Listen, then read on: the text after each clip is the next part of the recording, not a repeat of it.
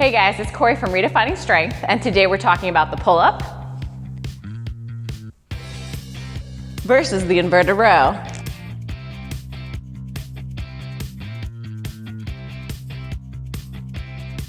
Today we're going over the differences between the pull-up and the inverted row. I actually wrote a post about this on redefiningstrength.com a while ago, comparing the two movements. And a little bit ago I posted it to Facebook and I got a comment that said, well, the pull-up wins. And frankly, I don't agree. The pull-up and the inverted row are very different exercises that are both necessary to incorporate into your workout routine. They have different benefits, they work muscles in slightly different ways, and while the inverted row can be used as a way to regress the pull-up and help you build towards the pull-up, it isn't necessarily only a regression, it's a movement that you need to do in and of itself. Because when we pick exercises, we need to pick them based on our goals. When I do a lot of the variation videos, I constantly get asked, how many reps, how many sets, how do I incorporate these in? And so I wanted to sort of do a video that would allow you to use the inverted row variations that I'm gonna go over in coming weeks and the pull-up variations in a workout program and understand why you're using them and the muscles that are worked. So today we're gonna go over the basics of the pull-up and the inverted row and how to use them and when to use them. So as I mentioned, the inverted row is a great way to regress the full pull-up if you can't yet do one. However, the pull-up is an exercise that you want to include. Even if you can't do one, you want to modify. Whether or not it's a jumping variation, so using your feet to jump, okay? Or even a foot assisted off an XT strap, or if you have bands or if you have a machine, you want to do the pull-up even in an assisted way because that helps you strengthen your lats, okay? It helps you strengthen your back. It works on you engaging the big muscles of your back as well as working your bicep. If you do a different grip, say a chin-up grip, you are gonna work the anterior of your shoulder, so the front of your shoulder, you're gonna get a little pec as well. We often hear chin-ups are easier than pull-ups, and while chin-ups can be easier because they do engage a little bit more bicep, a little bit more of the front of the shoulder and the pec, they're both working the same muscle groups just to different extents. So if you wanna work your lats a little bit more, yeah, you gotta do the pull-up. The pull-up is also a great way to work your core. However, you do want to use the inverted row as well because it will work on your scapular retraction, so the mobility of your shoulder blades, especially if you can't do the full pull-up. It's also a horizontal pulling exercise. The pull-up is a vertical pull, which is great. We want to work our body in as many planes of motion and in as many directions as we can because that's how we move in everyday life. But with the pull-up, if you see people really shrugging or not leading with their chest, so not leading with their chest and engaging their back, they might actually be overusing their upper traps and that might lead to neck pain and shoulder pain. So it's a good time to sort of use the inverted row. I constantly use the inverted row. I can do 20 plus pull-ups, okay? I love pull-ups. I use them in a lot of my workouts, but I find that if I don't do the back strengthening exercises, if I don't work on the inverted rows to really work the big muscles of my back, focus on the rhomboids, focus on the lower traps, focus on the mid traps, as well as strengthen my lats, that I then have issues. So I wanna make sure that I'm using the inverted row to strengthen some of those muscles. So even if you can do the pull-up, that doesn't mean you should only do the pull-up even if you've decided it's a harder body weight exercise, because the inverted row can be very challenging. Let's take a look at the differences between the pull-up and the inverted row. So when we're taking a look at the pull-up versus the inverted row, we're comparing a vertical pulling exercise with the pull-up and a horizontal pulling exercise with the inverted row.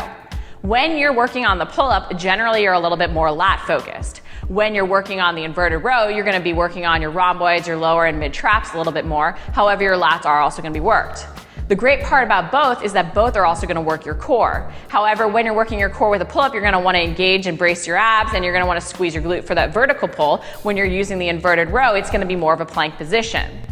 At the bottom of the pull-up, you might actually release tension and then have to re-engage, retracting those shoulder blades down. At the bottom of the inverted row, you want to maintain tension. So you don't want to completely relax out, you want to keep your back engaged at the bottom of that inverted row.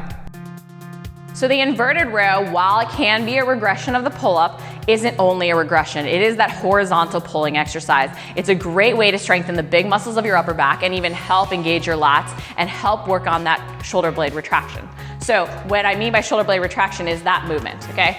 When we're talking to our clients, or even if you're just building your own program and you're working on exercises, it's important to remember why you do the exercises, what muscles are worked, how you can move your bodies in different planes of motion, because again, when you pick exercises, you want to pick with the intent of helping you reach your goals. You're not just stringing together difficult things, you're working with intent. So when you're picking from the variation videos, you're picking something that targets your weak points or targets the muscles you want to work or works the movements that you need to work to help you build towards your goals. So you're designing a workout with intent. So the inverted row is a great way to sort of reverse the hunch that we sit in. It's one of my favorite movements no matter how strong you get. It's a great body weight exercise, okay? You can do this at any incline. So the closer to parallel to the ground you get, the harder the move is gonna be. So if I'm way down here, this row is gonna be more challenging than if I walk back here and do this row. However, you wanna pick an incline that allows you to do the movement correctly. A lot of times you will see compensations where people go like this, or really arch their low back in an attempt to row up, and all those things are bad. It's very important you maintain proper form with the pull-up, with over here. As I mentioned, if you don't with the pull-up, you can end up hurting your neck, hurting your shoulder, not engaging the muscles of your back. If you don't do the movement correctly here, you're not gonna engage the big muscles of your back. You might even find that only your arms are fatiguing. And the thing is your form needs to be correct because you need to get the most out of the movement, because who wants to waste time in the gym?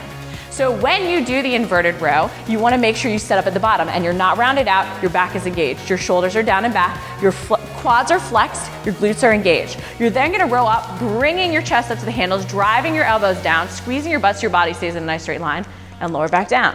You don't wanna break your wrists. You wanna make sure you keep that nice sort of planked position, okay? You're engaging your quads, you're engaging your entire core. Do not let your low back arch. Keep everything in a nice straight line.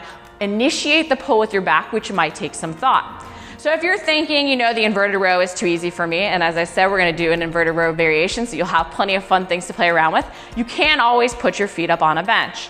It's easy to progress these movements, so don't think that the inverted row is only a regression of the pull-up, because it isn't. It has intent and purpose and can really be used to build your back, build strength, build mass, really improve your physique in general, as well as reverse the hunch, so improve your posture.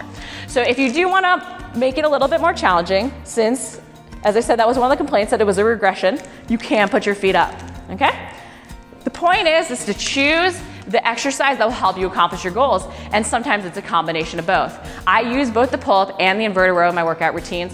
They just have different purposes. And this one's great for working in between the shoulder blades and strengthening the upper back. That one's great for lat. It's a little bit more core intensive. Both work on grip, which is great, and both do really strengthen your back in general, just targeting it in different ways. So when and how do you use these two movements in your workout routine? When I work on including the pull-up and the inverted row in my workout routine, I make sure that I actually have days that do both.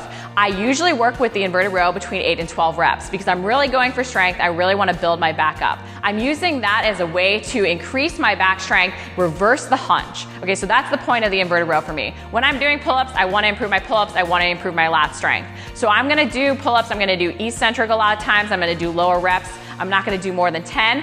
I also might though use it for more volume, and I might do a little bit higher repetitions, but then I'm not gonna use the eccentric or the slow lower down. But I'm gonna use the pull-ups to engage those lats. I'm gonna do low reps if I do eccentric, maybe try and even max out or do a higher volume with that. With the inverted row though, I'm doing 8 to 12 reps. I'm working on that back strength, I'm working on that core strength. So to help you guys know when to use the different movements, I have 2 different workouts for you. This one's using the pull-up and this one's using the inverted row. They'll help you accomplish different goals, strengthening your back or improving your pull-ups. And there are 2 different ways that you can sort of use the movement so that you're not questioning, how do I use these exercises, how many reps, how many sets. If you like the video, make sure to like it. Comment below if you have any questions or if you want to geek out about the pull-up or the inverted row. And also subscribe. We're posting new videos each week and we have some variations coming soon.